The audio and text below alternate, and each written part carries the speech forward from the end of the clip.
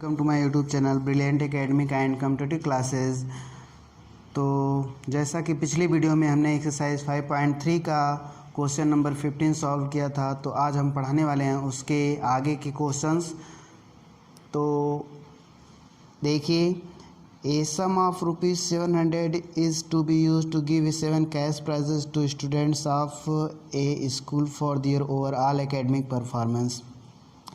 तो 700 रुपीज़ को जो है 7 स्टूडेंट्स में उनके परफॉर्मेंस, एकेडमिक परफॉर्मेंस के हिसाब से दिया जा रहा है, जैसे first prize, second prize, third price.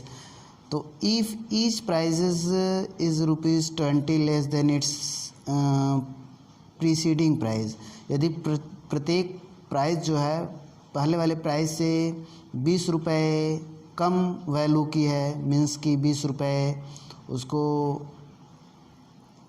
कम में दिया जा रहा है, कम दिया जा रहा है, तो find the value of each of the prizes. तो सभी प्राइजेस जो 7 प्राइजेस हैं जो कि स्टूडेंट्स में डिवाइड किया जा रहा है, तो उसकी वैल्यू कितनी होगी, ईच प्राइज़ की वैल्यू कितनी होगी। जैसे फर्स्ट प्राइज़ की वैल्यू कितनी होगी, सेकेंड प्राइज़ की वैल्यू कितनी होगी। ठीक, तो आइए देखते हैं इस क्वेश्चन को। तो वर्ड प्रॉब्लम हमने लिख रखा है ताकि वीडियो थोड़ा छोटी हो। Let the value of first prize भी ₹X। मान लीजिए फर्स्ट प्राइज़ की वैल्यू जो है X रुपीज़ है, तो सेकेंड प्राइज़ क्योंकि पहले वाले प्राइस से 20 रुपये कम है तो X - 20 rupees. Third prize X - 20 means कि X - 40। ऐसे आपका आगे बढ़ता जाएगा, जो भी वैल्यू है नेक्स्ट वैल्यू उससे 20 रुपये कम की होगी। तो आप यहाँ से डी भी निकाल सकते हैं, जो देख रहे हैं कि इसमें से अगर इसको घटाएंगे, सेकेंड टर्म में से फर्स्ट टर्म और थर्ड टर्म में से सेकेंड टर्म हम घटा के देख सकते हैं कि ये पी बन रहा है कि नहीं। तो ये ए पी बन रहा है, हमने डी निकाला। हर कंडीशन में डी -20 आएगा, तो -20 आएगा। तो जब डी -20 है तो ये ए पी है। तो क्योंकि 7 प्राइज़ है तो 7 टर्म्स होंगे इसमें, और हम लास्ट टर्म यहाँ से निकाल रहे हैं A7 की वैल्यू, A + 6D। A जो है X हो जाएगा प्लस 6 × D की वैल्यू -20, और लास्ट टर्म जो है X - 120। This situation makes AP, और ये आपका AP है। तो यहाँ से देखते हैं सबका सम कितना है, वो 700। तो S7 = 700। अब जो है यहाँ से हम S7 का फार्मूला जानते हैं, n/2 मीन्स कि 7/2, ये n है। और A + L होता है, तो A की वैल्यू भी आपको मालूम है X है, और प्लस L लास्ट टर्म आप देख पा रहे हैं, हमने 7th टर्म लास्ट टर्म निकाला है। तो यहाँ पे X - 120 और = 700। यहाँ से ले जाएंगे 2X - 120 = 700 × 2/7, 200 हो जाएगा। मल्टीप्लाई करेंगे तो, और फिर 2X = 200 और प्लस 120। अब यहाँ से X की वैल्यू हम निकाल लें, X = 320 और /2 = 160। तो फर्स्ट प्राइज़ की वैल्यू क्या हुई, 160 रुपीज़। ठीक, अच्छा, अब ऐसे सेकेंड प्राइज़ की वैल्यू क्या होगी, वैल्यू ऑफ सेकेंड प्राइज़ है ना। तो वैल्यू ऑफ सेकेंड प्राइज़ इससे 20 रुपये कम, 140। ऐसे 20 रुपये कम सबकी वैल्यू होगी। तो आगे आप निकाल सकते हैं, जो थर्ड प्राइज़ होगी उसकी वैल्यू कितना होगी, 140 में से 20 कम करेंगे तो 120 की होगी। ऐसे आप सभी वैल्यू निकाल सकते हैं। ठीक, जो 7th प्राइज़ है इस प्राइज़ की वैल्यू आप निकाल सकते हैं 20 रुपये कम करके। तो इस प्रकार आपका फर्स्ट क्वेश्चन सॉल्व हुआ। अब आते हैं हम सेकेंड क्वेश्चन पे, नेक्स्ट क्वेश्चन पे, मीन्स कि 17 क्वेश्चन पे। हाँ, तो देखते हैं 17 क्वेश्चन। इसमें देखिए हम इसमें संक्षिप्त में ही इसकी हिंदी बता दे रहे हैं। एक स्कूल है जिसमें 12th क्लास हैं और प्रत्येक क्लास में 3 सेक्शन है और प्रत्येक सेक्शन उतना ही पौधे लगाया जितना कि वह क्लास है। मतलब फर्स्ट क्लास है, फर्स्ट क्लास में अगर 3 सेक्शन है तो प्रत्येक सेक्शन एक एक पौधा लगाया, ठीक। और सेकंड जो है क्लास में 3 सेक्शन है तो प्रत्येक सेक्शन में जो है 2-2 प्लांट जो है लगाए गए हैं। ऐसे क्रम चलता जा रहा है क्लास 12th तक। तो इसमें कितने प्लांट जो है लगाए गए यही पूछा गया है, तो आप फिगर के माध्यम से और अच्छे समझ लेंगे। देखिए क्लास यहाँ पे फर्स्ट है, इसमें 3 सेक्शन है, एक एक पौधे प्रत्येक सेक्शन ने लगाया तो 3 पौधे हुए और प्रत्येक सेक्शन इसमें 2-2 पौधे लगाए हैं क्योंकि क्लास सेकंड है तो 6 प्लांट हुए। ऐसे लास्ट जो सेक्शन है 12th 3 सेक्शन है उसमें प्रत्येक सेक्शन 12 प्लांट लगाया। टोटल प्लांट कितने हुए 36 हो गए। तो अब देखिए दिस सिचुएशन मेक्स एपी, ये क्या बन रहा है एपी बन रहा है। जब एपी बन गया यहाँ पे हमको टोटल सम निकालना है तो हम SN का फार्मूला यूज़ करें क्योंकि 12 टर्म है, 12 टाइम्स हुआ है ये, तो SN इक्वल टू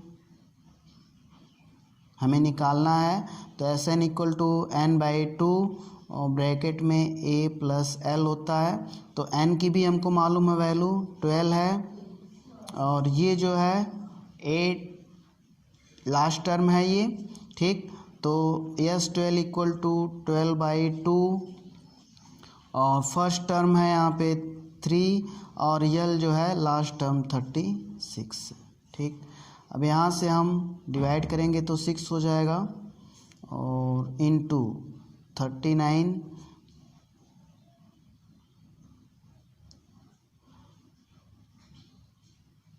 234 प्लांट जो है लगाए गए।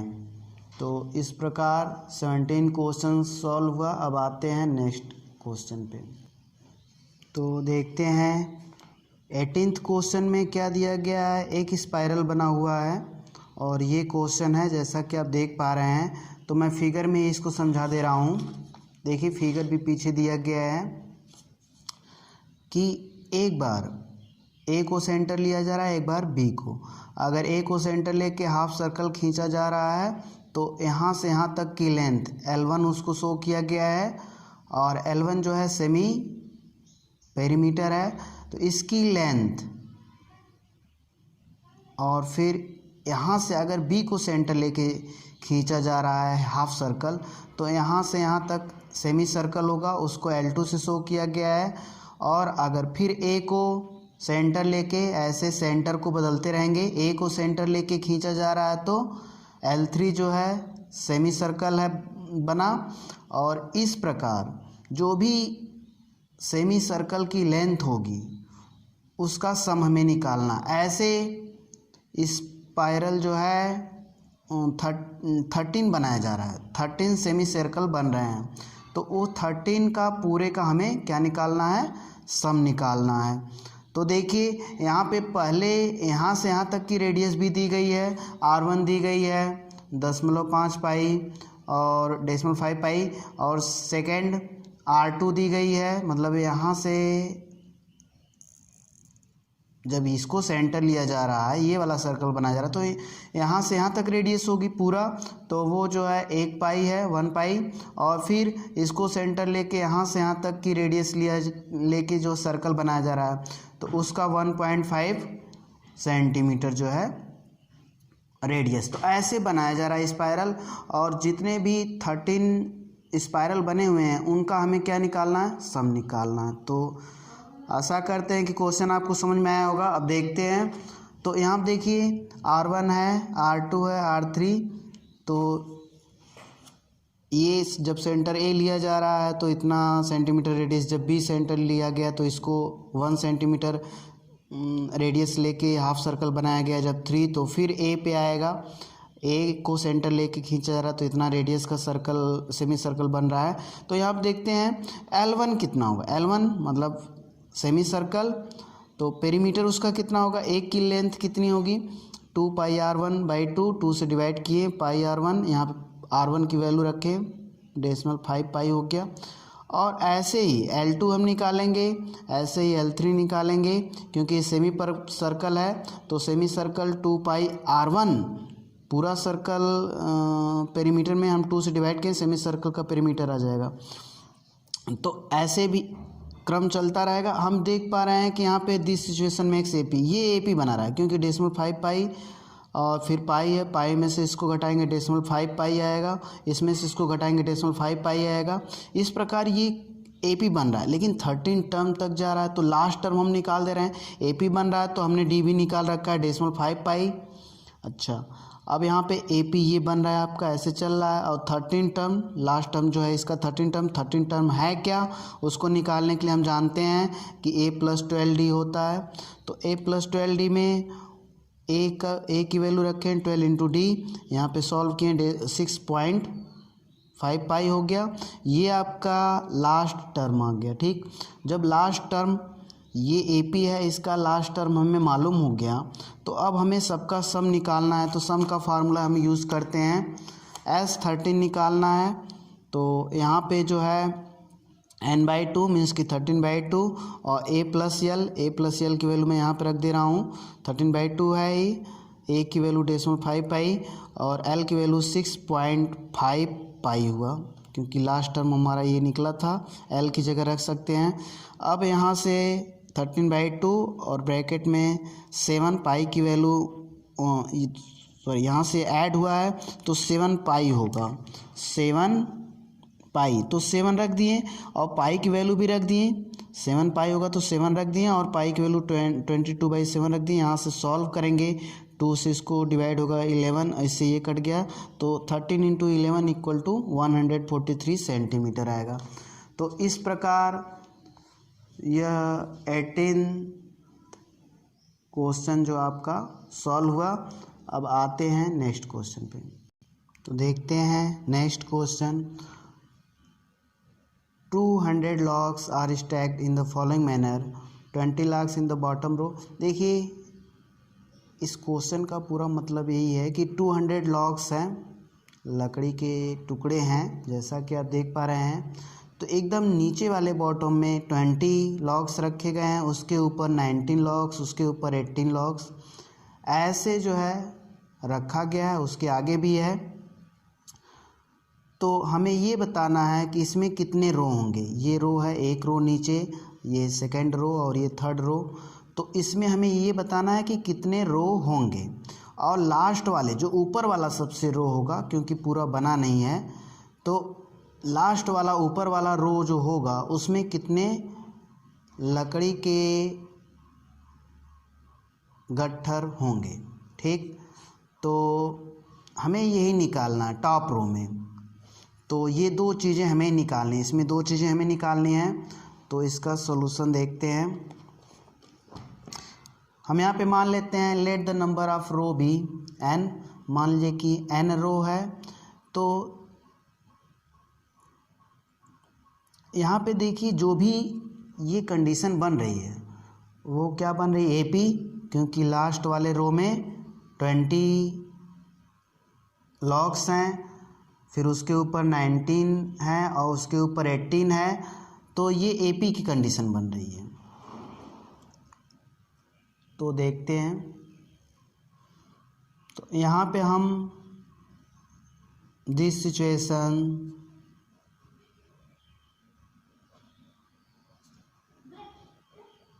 मैक्स AP, क्योंकि यहाँ पे ये सिचुएशन AP की बन रही है, क्योंकि लास्ट में 20 है लॉग्स और फिर 19 है और फिर 18 है और फिर 17 है। ऐसे ऐसे रखा जा रहा है टू n टर्म्स, क्योंकि n जो है रो है। देखते हैं, अब रो हमने n माना है तो सबका सम कितना दिया गया है, SN क्योंकि 200 दिया गया है, हमें n निकालना है। तो a आप यहाँ से निकाल लीजिए, a इक्वल टू आपका क्या होगा 20 और d equal to 19 minus 20 equal to -1 और यहाँ पे ये निकल गया। अब हम एस एन इक्वल टू अब जानते ही हैं n/2 और ब्रैकेट में a प्लस l।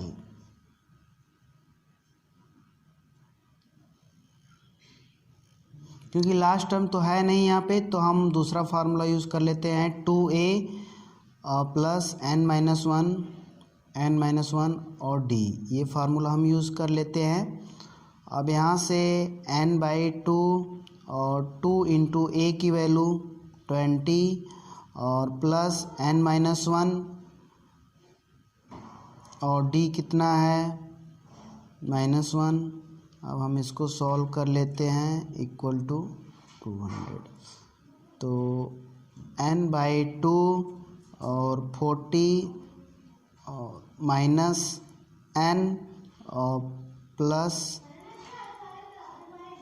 1, इसको सॉल्व करेंगे। देखिए यहाँ से क्रॉस मल्टीप्लाई कर लेते हैं, बाई में 2 इधर जाके मल्टीप्लाई हो जाएगा।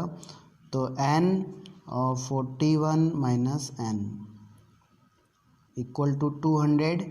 अब यहाँ से जो है हम multiply 41 n minus n square equal to 200। तो माइनस से मल्टीप्लाई कर देते हैं, n square both side 41 n और माइनस 200 इक्वल टू 0। अब इसको सॉल्व करेंगे, यहाँ पे 2 से मल्टीप्लाई हुआ है, ये 400 हो जाएगा यहाँ पे, क्योंकि ये 200 होगा तो इधर आएगा तो 400 हो जाएगा। ठीक, ये आपका कुछ नहीं है। तो यहाँ आप देखते हैं अब n स्क्वायर माइनस 41 n, तो इसको 2 भाग में हम डिवाइड कर देते हैं और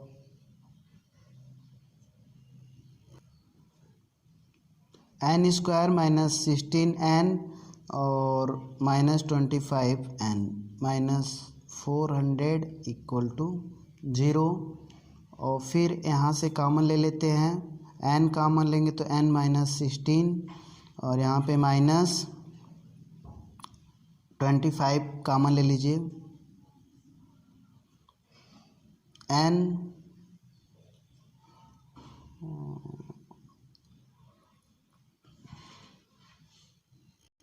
यहाँ से थोड़ा सा मिस्टेक हो गया था, जब हमने माइनस से मल्टीप्लाई किया था तो बोथ साइड हुआ था, तो यहाँ पे माइनस 400 हो जाएगा।